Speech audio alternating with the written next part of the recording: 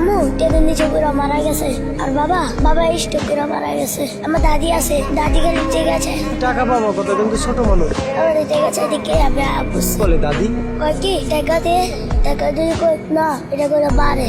রাস্তায় থাকতে তোমার কেমন কষ্ট হয়? রাস্তা থাকতে ভাত খেতে পারি না, মানুষ মারে, ঘুমাইতে গেলে ঠান্ডা লাগে। টাকা থাকলে সব টাকা লয়া লয় পোলাপেনটা। কোন কথাগুলো বেশি মনে পড়ে? আম্মু যে আমার লগে লগে ঘুমাইতো, ধুরা ঘুমাইতো, তারপর ভাত খাওয়া দিত হাতে, এবার হলো মুখ ধোয়া যায় ভাত খাওয়ার পরে, এবার আদর করে ঘুম পাড়া যায়। বাচ্চা ছিলাম, তারপর আমার মাথা ফাটা কান্না পায়নি তোমার?